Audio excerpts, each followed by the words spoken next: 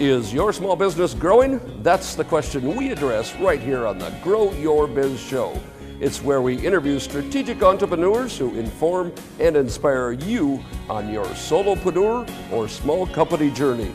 Thanks for joining us on this episode of the Grow Your Biz Show. Hello, and thanks for joining us here on the Grow Your Biz Show. My name is Paul Madsen, and I'm the host of the program, and I'm also the founder of growmedia.com. Hey guys, growmedia.com helps small business owners to tell their story better and get better social media engagement via the videos, the strategic videos that we create together. That's what growmedia.com does, and we're going to learn about what these guys do right now. Eric, good to see you. Eric Crouch of Crouch Recreation, co-owner of Crouch Recreation. He's been on the show before, and so you probably remember that. And Paul. What's up, Jared, Paul? How you doing, man? Of Bulu in Lincoln, Nebraska. Great to see you again. I don't know whether to look at you or the camera. Well, so you can look at the big red light, whatever you want to do. Big red light, all right. Or look at me. That's painful, though. You look over my shoulder. Hey, I have enjoyed having both of you on the show before, and you got me all off track. But I know. Well, we just keep going. We'll get through it somehow. That's what I'm here for. I got trouble right here, right here in River City. Guns. Yeah, he comes loaded and packed. So anyway, where were we going with all that? Oh, the whole idea of that you've been on the show before. But what's going on this time is very exciting, very cool, because instead of just me getting the backstory of these two rock stars in business, I'm going to go with the questions and answers that you folks have sent in, not answers, but the questions of Eric and Paul. We got the answers. Yeah, we got it. You got all the answers. Also, I'm very nervous at what the questions. Oh, well, we got some special ones for you. All right. You ready to roll? So anyway, it'll be a fun Q&A session. I think we'll have a good time. Hey, before we get started with that, I would like to ask the question. Let's start with Paul. Bulu is before C, Crouch. So let's ask you. Well, tell us what your customer benefit statement is. That's a mouthful, but tell us that, Paul. So I'll give you the really condensed version. Okay. But what Bulu does, we say, is we create subscription box programs for large brands. But really what that means is we remove the fear and anxiety that people working at large brands experience with innovation. So people that work at companies like Disney and Clorox and GNC tasked to innovate, and we come in and help kind of remove that fear and anxiety for them. Okay, the key word there I think is innovate, right? I mean, you help some of these big, staid, stuck-in-the-mud companies to innovate. What does that mean? Exactly. Innovate?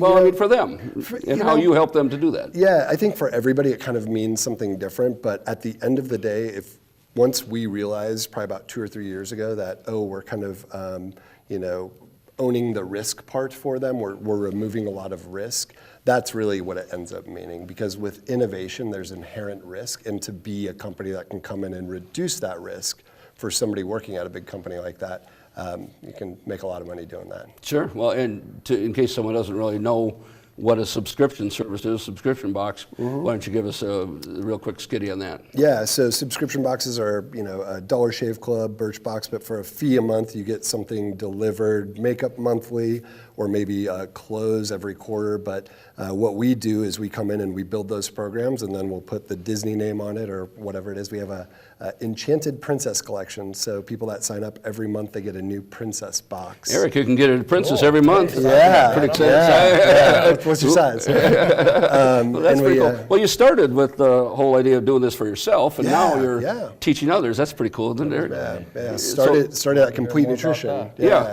Started at Complete Nutrition and did vitamins and supplements. And what was the turning point that said, hey, we should do this for other people? Honestly, I wish I had the light bulb went off or whatever, but it was totally out of desperation. It really was. We had to pay the bills, and we're like, what should we do? And the thing that we didn't want to do or think that we would be good at ended up being the thing that we were really good at. And so once we came to grips with that, it's been, knock on wood, lights out. So. To get the sports analogy, pivot, right? Well, yeah, actually, I tell some people sometimes the quarterback has to realize he's actually a nose guard, which is what happened to me in high school as a quarterback, and then in college I ended up being a nose guard, and know your role in our company. I never thought I could be a nose guard. Yeah, I never thought. You didn't play at Iowa State. Speaking of quarterbacks, Eric, tell us what your customer benefit statement is. Right. Well, Crouch Recreation is a company that works outside in outdoor spaces, providing a lot of fun recreational equipment. So we're talking about playgrounds and splash pads and bleachers and things of that nature. But we're building communities as well. So when we get outside and build one of our projects and we get out there and all the equipment's there, we've got people from all over using it. So really building communities and tying Awesome. friendships and Awesome. family together. Well, I'm hearing community, I'm hearing wellness activity. I mean, the kids put down their phone for at least a minute. They have to, yeah. Got both hands on the pipes or the toys and the playgrounds, and American made and quality and all local and all that good stuff. Is that all in there? Yeah, oh yeah. You know what? Our equipment is made all over the place here in the United States, North America. We do, build these products, so we design them as well. So. We have a lot of input from the customers, so that they can get what they want. Also, sometimes, they say, hey, we don't know what we want. Exactly. You tell us, because you're the professional. You come in as a consultant. A lot of times we come in as a consultant, hey, we've done this, we show them that, we can do that. Every site is unique. I mean, every site has got something different. We try to tie in their interests because, for instance, we're getting involved in a lot of inclusive playgrounds where, that everybody can use it. Interesting. Parents, kids, anybody with disabilities able to use those sites. Yep. Yeah, all sorts of access and new territory, so to speak, for you as well. Yeah, it is. I mean, it's really it should be the standard if you think about it. Yeah, it's true. I mean, what we don't think about sometimes is someone goes in, puts in a facility for a school or a park or a city or whatever, and you think that you're done, but they need updating too, don't they? Absolutely. I mean, that's a big part of what we do too, I'm renovating old sites and bringing them back to code. Well, great. And how many states are you kind of covering? Yeah, it's a great question. So we cover 3 states, South Dakota, Nebraska, and not all of Iowa, but part of Iowa. Great, great. And Paul, you have a full-time equivalency of employee-wise of about what? 250. 250 almost, yeah. In the warehouse, and you get the office. Yeah. When I went down to shoot the other episode at Paul's office, we were greeted by a friendly dog. I loved it. You don't see that too often. Yeah. We have somebody with a lizard as well. Oh, a lizard. Okay. Well, You're kind of a .com company. Not in the warehouse. Not in the warehouse. Yeah, but in our office. Oh, okay. Yeah. That's so cool. Yeah. Speaking of lizards, let's jump into the questions. How's that for a transition? Perfect. Nailed it. Nailed it, baby. Well, Cyrus Jaffrey, who is the founder of the Cyrus Jaffrey Insurance Agency, which is located at 90th and Maple, and I'll just ask the question to both of you, asks, what advice do you have for a small business owner in his or her first year? You're sitting close to me, Eric. Sure. Go ahead.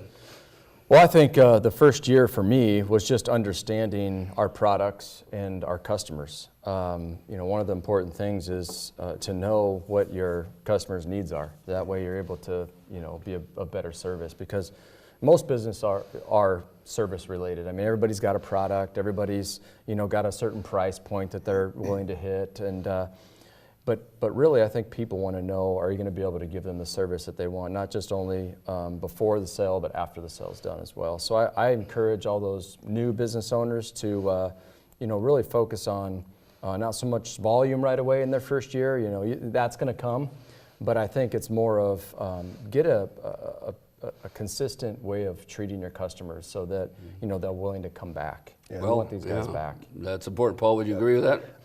No. Worse advice. That's why your company's just going down the tubes, right? Yeah. No, absolutely, 100%. It's funny though, when you ask the question, I immediately kind of went to almost like the trauma of the first year.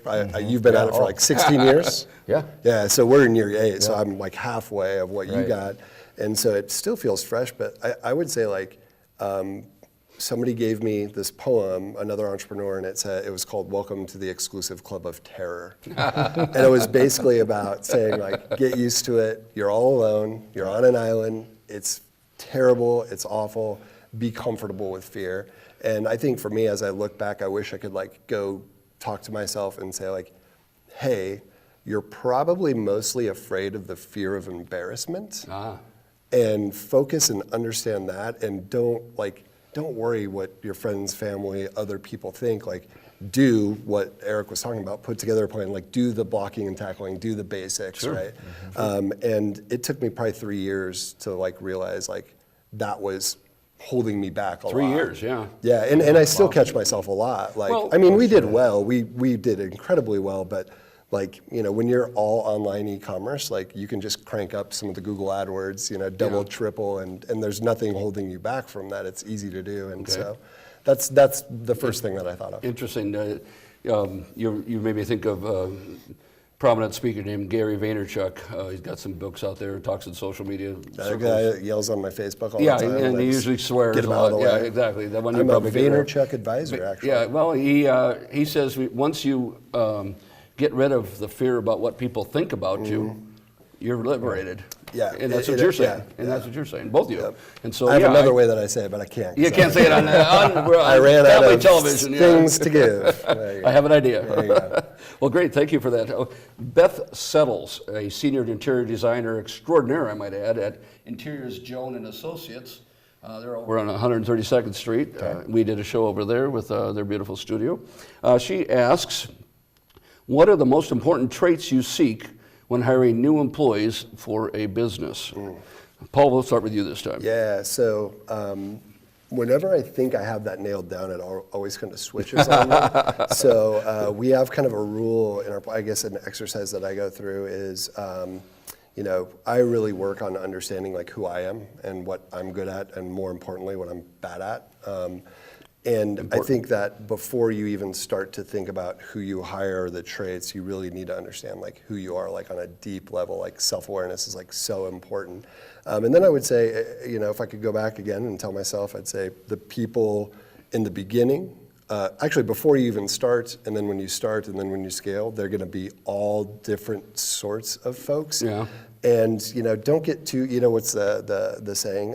Hire slow, fire fast. Oh yeah. We've gone with the hire fast, fire fast. It seems to work for us. You have to fire more often if you hire fast. Yeah, and it just seems like no matter what, it's always a crapshoot. I mean, we've paid professionals. We have all sorts of tests, everything that we do, and you just don't know until about 3 months in.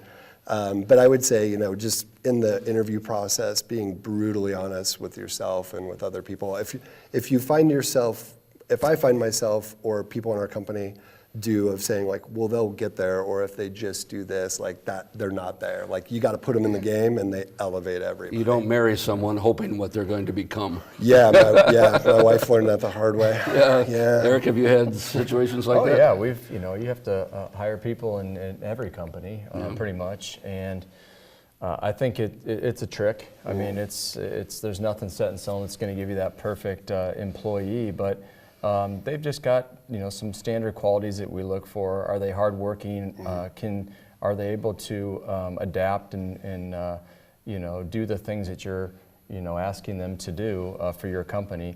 And you know, with our company and customer service and sales and design, those are kind of the things that we're looking for. You know, can they go out and build relationships with people? You know, every business has a little bit different person that they're trying to hire, but you know, for us, are they willing to learn the business? Are they willing to come to work? You know, are they going to strap it on every day and work hard for you, or are they going to just try to get by?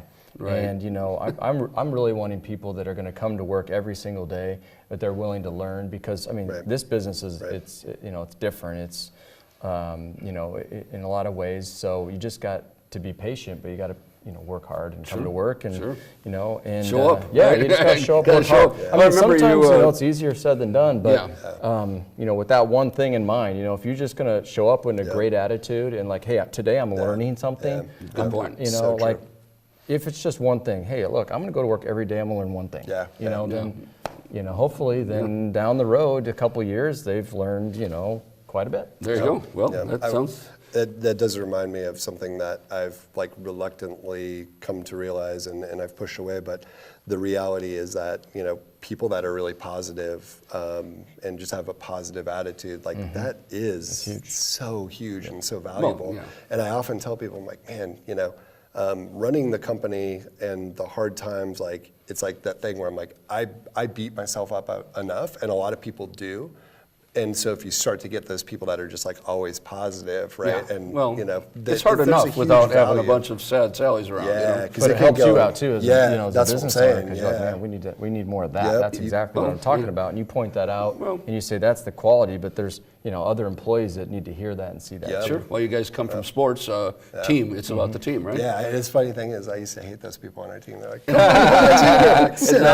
you're the cheerleader. Yeah, now I'm like, oh, I value those people. So Great. Hey, Carol Sprunk of Edge Magazine and Dine Magazine. What up, Carol? Oh, you know Carol? And founder of Clout Coffee. yeah, delicious coffee. She asks, especially for you, since she knows you, she says, what keeps you up at night? Oh, you did. Go ahead, Paul. Crying 10-month-old. What keeps Coffee, Crying caffeine. 20-year-olds and 15-year-olds. too much caffeine, too much pre-workout. So it changes all the time, but I would say currently, I say it like this: what happens when the biggest thing that you've ever done in your life all of a sudden doesn't seem like that big of a deal? Wow.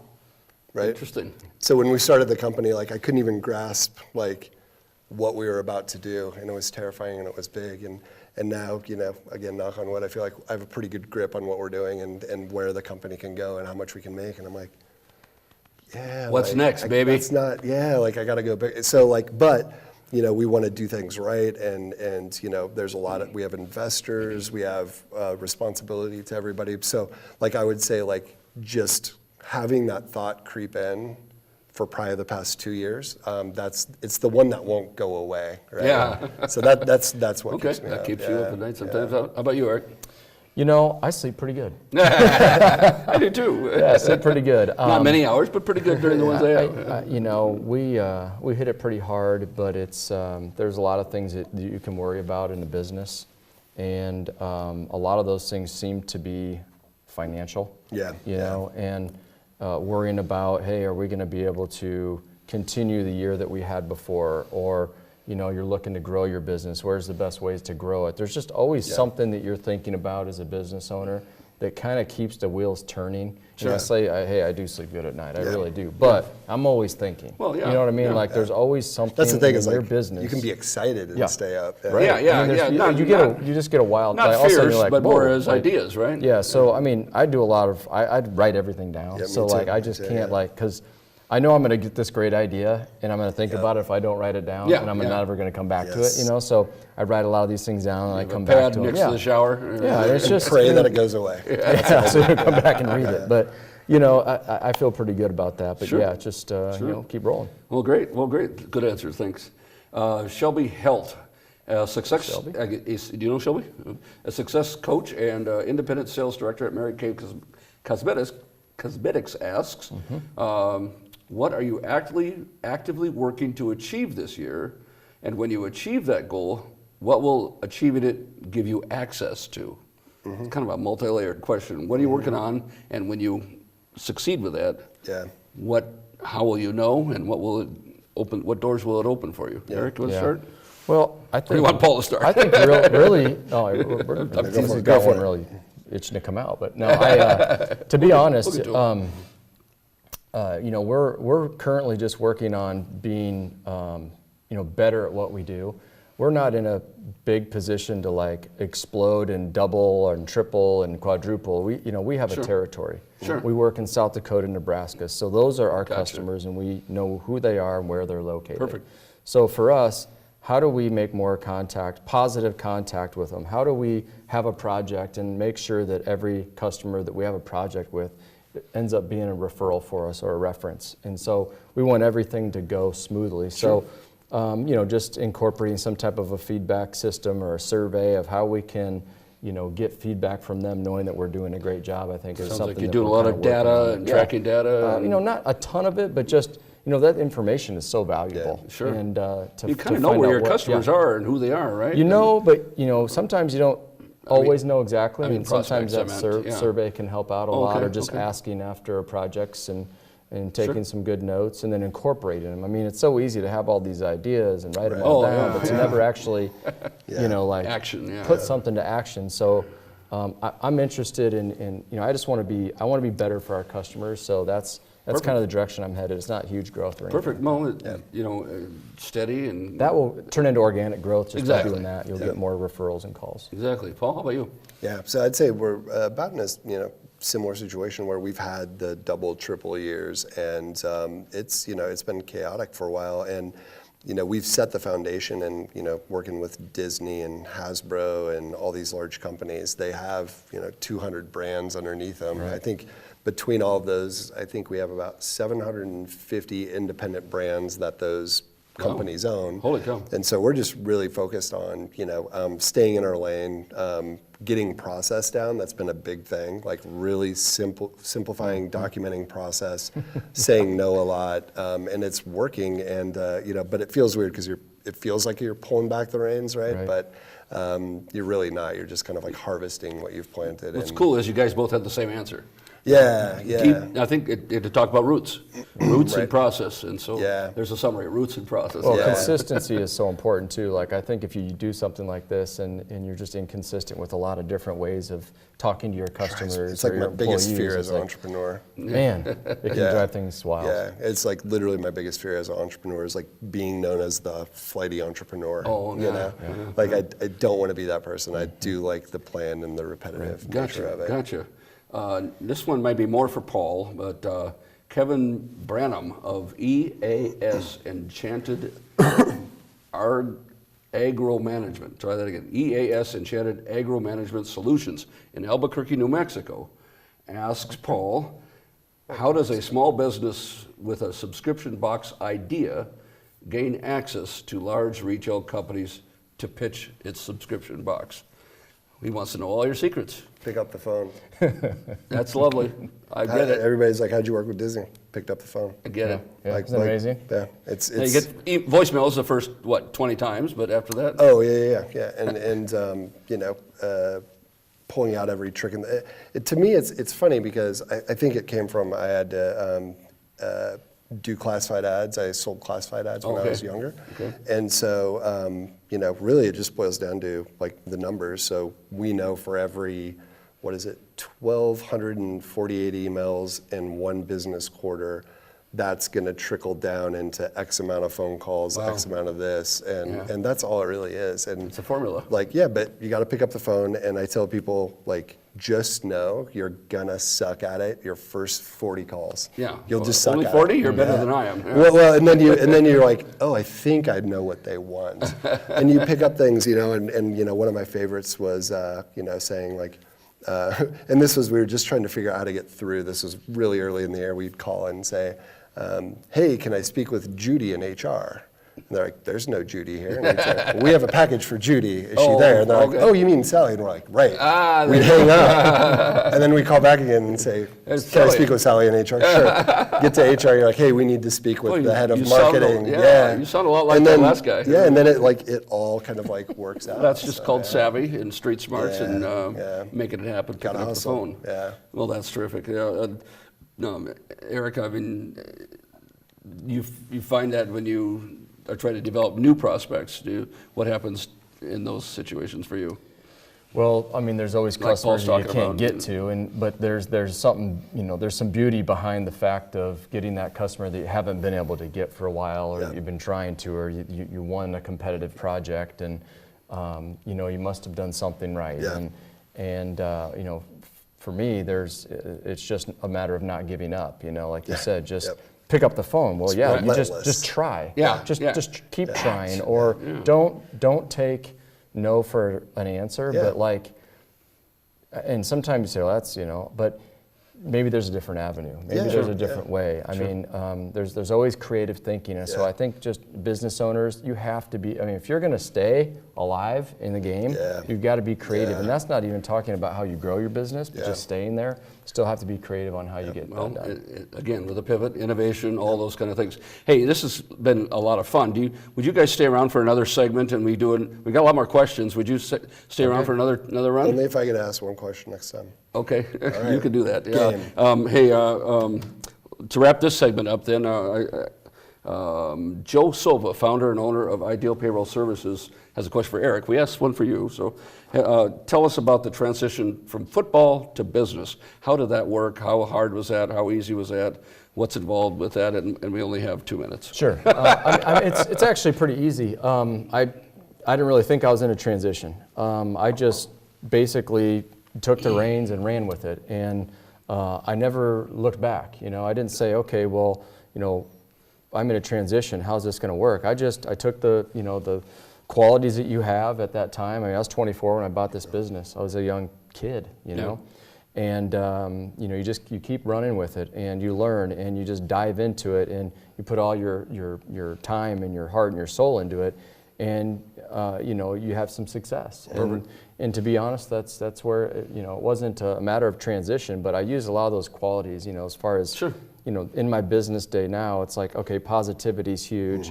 Being able to have the real conversations, not like just beating around the bush about topics. Like, there's not time in the day, to be wasting. It's like, you can joke around a little bit. You know what that's about. But like, when you're really talking about business, like, it's like, it's an employee. I'm not talking about the sale part. Right. I'm talking about like making your business better and making your employee better, so that everybody and your customer at the end of the day is rewarded for that. Perfect. Paul, 30 seconds on transitions. We talked about Eric's transition. Is he right in how to handle those with a learning attitude? Yeah, I absolutely think, it's just like anything. You got to put your goal down, put a plan together. Know it's probably not going to work out exactly how you want, but you got to just keep running, just be relentless at it, and you'll end up somewhere near it. Yeah, Well, exactly. that's great. Well, we're out of time for this segment. I got him to hold over and do another segment. Segment 2, all right. Let's go. Overtime, all right, yeah. So that wraps up episode 106 for the Grow Your Biz Show. Check out growmedia.com to learn about how we can help you tell your unique business story with social media video. Talk to you next week. Eric, thank you so much. Thank you, Paul. Paul, thank you so much. I enjoyed it. We'll see you next segment.